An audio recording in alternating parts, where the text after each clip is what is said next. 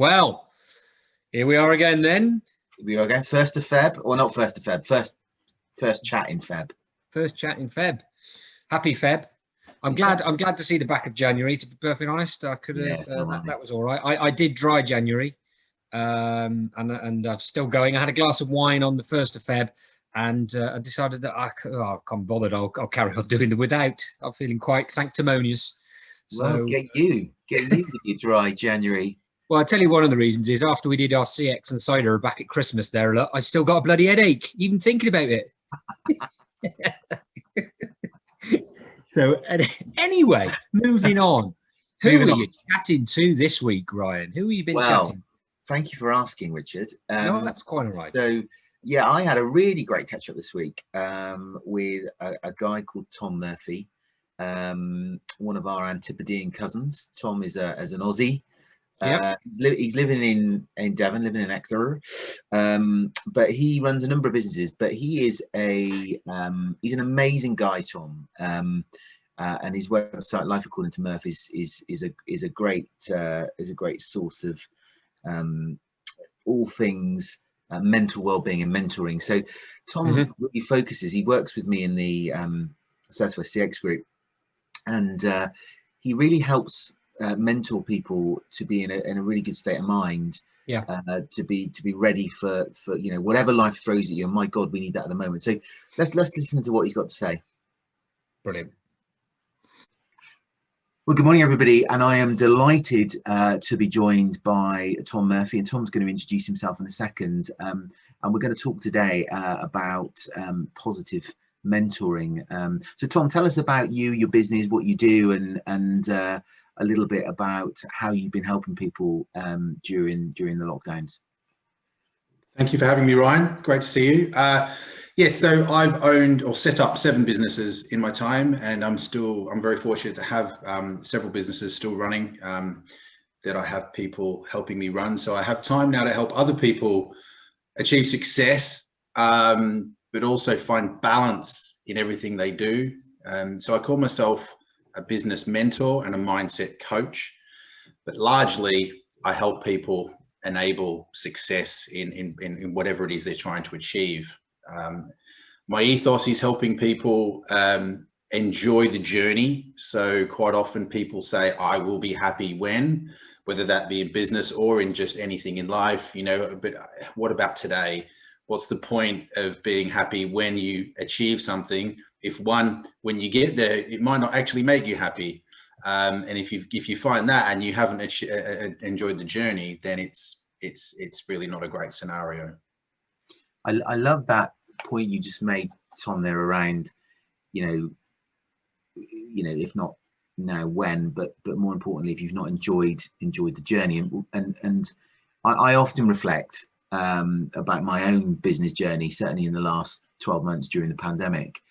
And I think about the challenges I've had, both personally and professionally, to just to keep going. And it'd be really good to hear what you've been doing with how you've been mentoring people through what's been a really difficult time. Yeah, it has, and goodness me, like no one knew what this was going to be like. We didn't know how long it was going to be for, and I think largely that's the hardest part of that is the uncertainty. There's a lot of specialists in, I suppose, mental health illnesses that say that having an understanding of what your future looks like is one of the biggest or the best ways to actually avoid mental health illnesses. And largely over the last year, we haven't had that. We didn't know what our immediate future looked like. And so there's a lot of uncertainty that creates a lot of, I suppose, emotional unrest. So the important thing for me is maintaining a routine. Back in March, when we went into the first lockdown in 2020, I was saying, I'm not concerned about lockdown. I'm concerned about what happens after, because there were a lot of people that were thrown into a situation to have to work from home. One place, work, do the gym, exercise from home, do everything, be a full-time parent, all of that. And then be thrown back into what we felt might be a level of normality, and be expected to just go back to a level of performance, both by our employer, by society, by ourselves. And that's a massive change. And then there comes a lot of grieving on who we were, the lifestyle we had, and what the new norm is, and we have to adapt to that. And so I do believe that the biggest part of that is to just try and have a level of routine, a level of your own normality. So rather than focus on what we don't have control of, or how we are restricted, focus on what we have control of, and really, really empower yourself to be in control of anything you can be in control of. That puts me in mind, Tom, of a mantra I used to talk to my team about when I worked in the corporate world, which was focus on your sphere of influence, not on your sphere of concern. And that is certainly one of the things that's got me through a lot of the last 12 months. And particularly if you think about my sphere of influence, that's been chatting to clients, making sure, to your point, that I'm having regular check-ins with them, that I'm there trying to add value for both them, but for my own self-worth as well. I'm really intrigued to explore this creating your own normality, because everybody can do that, can't they? Absolutely. One of my favorite quotes, and it's so much more powerful today, is, yesterday I was clever, I tried to change the world. Today I'm wise and I choose to change myself. Rumi said that, and it's been one of my favorite quotes. There's three that I love, but that, to me, I put it on Instagram and LinkedIn this week because I felt that would really resonate with a lot of people right now. Really trying to have control on your own little world. It's the same in business. We talk about resilience, and resilience is not required when you're actually working hard and creating your own luck. I feel that's an ethos to try and carry through life, is to just work hard, do what you're good at, do those little things every day. And then all of a sudden, you've got a lot of success. You just sort of create this vacuum of positivity and success that, or, if you're quite lazy, or you're having a hard time and you've only got one prospect on the go and that falls over, all of a sudden, I need to learn how to be more resilient. But, well, actually, if you had to put yourself in a position where you had 10 to 20 prospects, I'm not just talking about business, I'm talking about in life, surrounding yourself with the right level of activity, healthy habits. We don't need to worry about resilience if we maintain a level of healthy habits. And I think that's really, really important right now. I did a video a couple of weeks ago how I was struggling. I was feeling really, really overwhelmed with having to be a parent, homeschooling, running businesses, this, that, and the other. And week 2 of the UK lockdown in January, I felt extremely overwhelmed. And the important thing is that we just focus on what's really important. And okay, education's important, but we just needed to give our kids a bit of structure, and we needed to allow them to have some level of social interaction, whether it be over the phone or video link or whatever, and give them the support that they need right now. And if they can do at least half of their education right now, well, that's great. But also, everybody's life's different, isn't it? And there is not one way that works for everybody. If I was to tell someone you need to run a marathon once a week to stay fit and healthy, most people are going to just go, they can't connect with that. So it's about understanding their level of what's attainable to them. And if you had said to me 12 years ago, Ryan, you need to do the exercise that you do today, back then I would have told you to do one, because I wasn't ready. And everybody's situation is different. And the last thing we really want to be doing is comparing ourselves to someone who's doing an absolute brilliant job of whatever it is they're doing, and just try and do what we can. Tom, I always feel really inspired when I talk to you, because we've not mentioned it yet, but your website, Life According to Mirth, that is a brilliant place to start exploring you and all the great stuff that you do.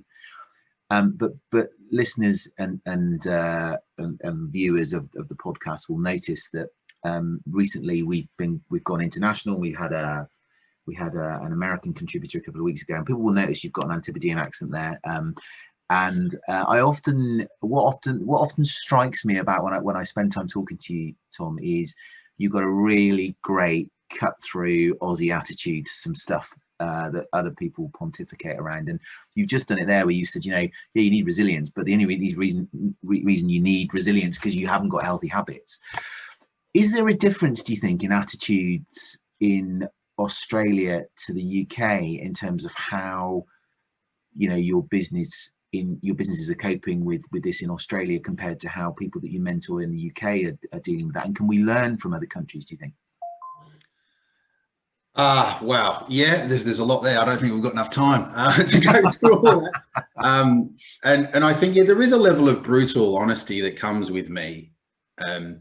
I say to people when I take them on as being whether I'm their coach or mentor or just some sort of support, I say to them, you won't get what you want to hear from me, you'll get what you need to hear. And not a lot of people like that. And I've actually had a few people do 1 or 2 sessions with me and not come back. And that's fine, because, you know, a lot of people want to make a change, but actually those steps to get there are just too bloody hard. And I'm not putting people down when I say that. That is largely human nature. Making change is very, very difficult. Life's not meant to be easy, is it? You know, and imposter syndrome's a bloody good thing, because that's an indication that you're pushing yourself outside of your comfort zone. But sorry, getting back to the point, yes, we can learn, and this is the beauty of the internet, and having be able to do business across the waters, is that we can learn from so many different cultures and so many different mindsets. And I enjoy working in England. I've been here for 5 years. I really do enjoy it. But the beauty of having a website or having social media is that, you know, I spoke to someone from Switzerland yesterday. I've got clients in various countries, in various continents. It's getting back to anxiety or, you know, mental health. When I first started doing Life According to Murph, I set it up in the pandemic, and I was doing it over Zoom. That was really uncomfortable, really, really uncomfortable to see someone from India or wherever else, a country I've never been to. You know, you're waiting for the screen to come up and you think, oh, you know, I got the anxiety and all sorts, but actually, you know, give it a month of doing that on a regular basis, and then it just becomes the norm now. Mm-hmm. What tips would you give, particularly going back to the points you've made around, you know, having that sort of that personal weekly plan, the healthy habits you talk about? What would your tips be to leave people with wanting more, and how can they get in contact with you if they want to do that? Well, I didn't expect that, so I very much appreciate that, Ryan. Thank you. So healthy habits, you know, well, 50 odd percent, over half of the things we do on a daily basis are habits. And I think the average person doesn't know that. So that's a good starting point, is to know that everything you do subconsciously or everything you do throughout your day could be a habit. And so if you want to improve yourself, or if you feel like I'm getting low and then there's no two ways about it. Largely, if you have a good day and you think about how you started the day, usually you started your day well. Yeah. And so starting your day well, you know, there's a lot of people who really struggle with that. And I could try and come up with other solutions, but actually there isn't one. We just have to start the day well, and typically you will have a good day if you start the day well. But if you want to tack on if you want to improve yourself and implement new habits, healthy habits, if we think about some of them that we try and implement, like maybe going for a run or going to the gym or just eating healthier or whatever, largely we think about how hard that is.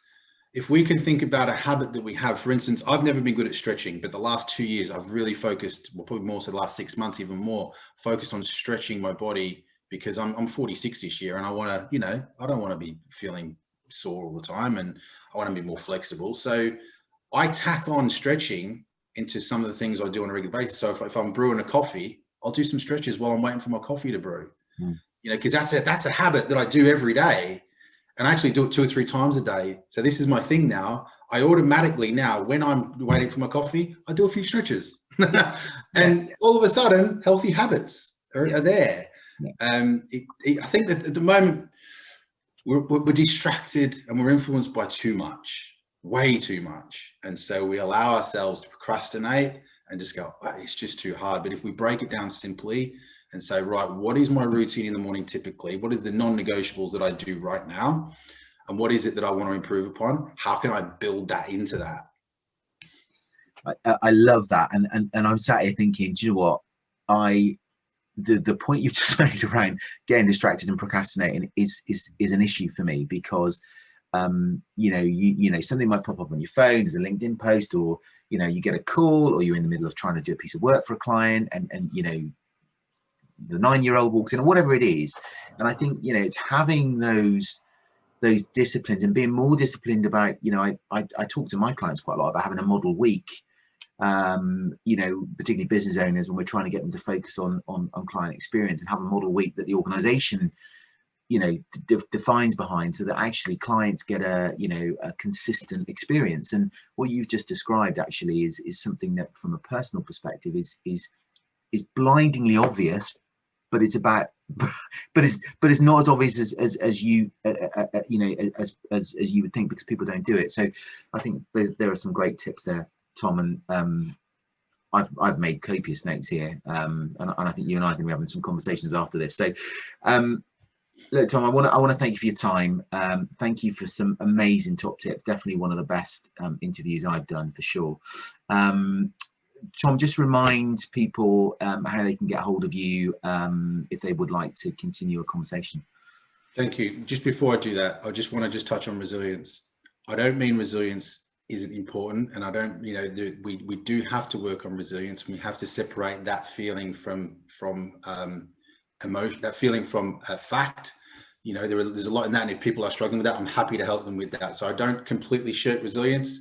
Yeah. But a lot of it does come to how we live our lives to avoid actually having to worry about resilience. But thank you, Ryan. I really appreciate that. You mentioned my website. I'm working on it. So I don't want to draw too much traffic to my website at the moment, because, you know, when you go there and you think, oh, that needs changing. But social media, I'm on Instagram, Life According to Murph, M-U-R-F. And my name is Tom Murphy. You'll find me on LinkedIn on a daily basis. Thank you so much for your time, Ryan. Love chatting, mate. Thanks, Tom. It's been an absolute pleasure. And yeah, good luck with everything you're doing. Thanks, Tom. Thank you. Oh, what a cracking interview that was. Great. Must have been really enjoyable having a chat with Tom there. Seems like a really sort of switched on guy. You know, I love the fact that you referenced that Aussie sort of cut through the crap type sort of approach of things, which is yeah, required in certain situations, isn't it? Absolutely. So yeah, he's a real he does it with a glint in his eye as well. It was great talking to Tom, because he I made loads of notes. yeah, as I was talking to him, thinking, oh, yeah, I don't do that, and yeah, I probably should be doing that. And I think, you know, he what was great about chatting to him is he wasn't necessarily referring to the customer experience world. What he was referring to is getting yourself in the right mindset to run your business, to be in great shape mentally, yeah, to run your business in a really positive way. You know, if you're doing that and you're engaging and you're in the right place, your team are going to be in the right place, and your customers are going to be in the right place. So but what did you think? What did you pick up from that? Absolutely. No, I totally agree. I think although it was focused on the individual, I think that it can go into the business sort of world. And one of the key things he mentioned at the start was the fact that last year and the start of this year is so worrying for a lot of people, and we're wobbling a bit, is because we haven't got that future focus. We don't know what's going on. We haven't got that set structure that we normally go through. And that's really interesting in terms of how that reflects on business itself. You know, when things are up in the air, you know, generally you start to meander a little bit. You don't know what's going on. Then the lack of confidence comes in. And if that's happening within an individual, it can then happen within the business. And then guess what? That can actually happen within your customers and your clients. Not directly, you know, they haven't got an absolute say in something, but if they're tied in, they're loyal to your organization, and things aren't quite right, aren't quite the same as they were before, we start to question, what's going on in terms of that business? I'm the customer. They're not quite as on the ball as they were before. Something's not quite right. So it can have a massive, impact. And that's one of the key ones. So planning, and we've spoken about it loads last year, didn't we? Reviewing what's going on and replanning what's going on. And are you moving forward in the right way? So fits in really nicely from the plan point of view. That was the. I also think, just building on that, he talked about focus, didn't he, and not getting distracted. And it's really easy to get distracted. I don't know about you, but if I'm in my office working away, on something, something pops up on my phone from LinkedIn, or I'm thinking, I've got to do that, or somebody walks in, and the clarity of thought and focus that you've got on that particular piece of work, for me, can often I've got to kind of really sort of re-engage back in, right, what am I doing? And I think there is, he talked about this, didn't he? There's so much stuff going on in life that actually, you can very quickly be sidetracked. And it got me thinking about, actually, when I'm talking to business owners about their customer experience focus, I see it in their eyes sometimes. They're like, oh God, that's something else I've got, that's another detraction of me running the business. And but when clients get it and they go, actually, if I just focused on what my customers want, everything else will fall into place. Because I'll have more of them, they'll be spending more with me, all of those other problems go. And those healthy habits he talked about, what did you think about those? Oh, I love that. It's great terminology. Yeah, because we all have those habits, which to get a habit, it has to happen lots and lots. Behavioral habits happen through time, and so we get used to things. It's almost like from a business point of view and a personal point of view, we seek the path of least resistance for anything. Oh, I've done it like that before, I'll do it like that again, because I know what to do. It's okay. There aren't too many barriers to overcome. There's not too much for me to think about. I'll do the same again. It might not be the right path, though, because we spoke about planning and going in the right direction. That's where you want to get to, but actually this path of least resistance might be going up sort of, right angles to where you want to get to. So you've got to think about what are the behaviors and the habits that we're thinking about here. And I thought that was really interesting. So the healthy habits of a business are driven by, or should be driven by, what the customer's expecting, what they're thinking about, how they're viewing the world, what's changing. And it's changing so rapidly. We need to think about that. So those healthy habits are a really interesting one. And the only way you can actually check whether your teams or you are operating on healthy habits is to pause and think about it a little bit. Doing a bit of journey mapping, perhaps stopping back and looking and checking everything is working as it should be. Gathering a bit of insight, asking your customers, is what we're doing fitting with what you're wanting? Are the habits that we have got sorted in our business actually providing you what you want as a customer? So, he also talks as well, didn't he, about creating your own normality. And this piece around focusing on that, and again, it's something that made me think back to my corporate career when I was up at Boots. And one of those things that we also talk about was focus on your sphere of influence, what you can affect, not your sphere of concern. And creating your own normality is very similar to that. So when all of this bad stuff's going on in the world and you're worried about your business and you're worried about where the next leads are going to come from, focus on that. If that's what's worrying you, focus on that as the way through your own normality. And I thought that was a really, for me, that was really probably one of the biggest messages, along with the healthy habits focus on what you can do.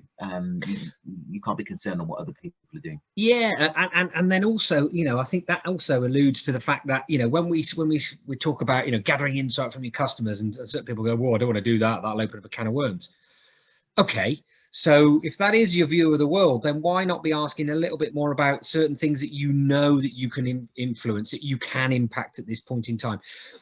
Customer experience, you don't sit there and go, right, we're going to do customer experience today, and you change every single thing about your organization, the way you interact, the channels you use, the advertising, and you don't do that. You take those little bits and you focus on them. So it's really interesting in terms of more regular and automated feedback. If you do it very short, sharp pieces of information gathering, it enables you to gather those little touch points where you then need to do a bit of a deeper dive, and then you can select the areas where you think, actually, do you know what, we can do something about that now. Yeah. You don't ignore it and just say, well, we're never going to do anything about it. You might be able to highlight it to the customer and say, well, actually, we're absolutely, thank you for your feedback. We're not going to, you know, we can't do anything about that at the moment. However, please do understand that. And again, that comes down to communication. But I think gathering feedback, gathering insight, you can then look at the little bits and then do the small pieces. And also we say those little things that matter, you know. So, yeah, I thought that was really interesting about that, Norm, and the you know, keeping the focus on all of those sort of things. So a great interview, really inspiring, as you say. Good to be able to hear it from other people.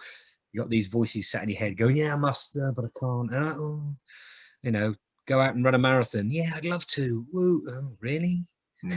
Is that for me? Is that for me now? What is for me now? So I think that's really interesting view. I think the final thing I'd want to say on the thing that I got from Tom is, you know, it taking that time, isn't it, to kind of just sit back.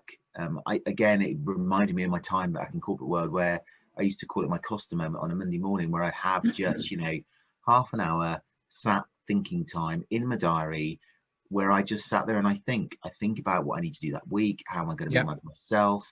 What am I going to, you know, how am I going to feel at the end of the week? You know, and Tom really crystallized that in terms of, you know, the taking the time and, you know, making time for those, you know, those healthy habits, to make sure you look after yourself, because if you don't look after yourself, you can't look after your team, you can't look after your clients.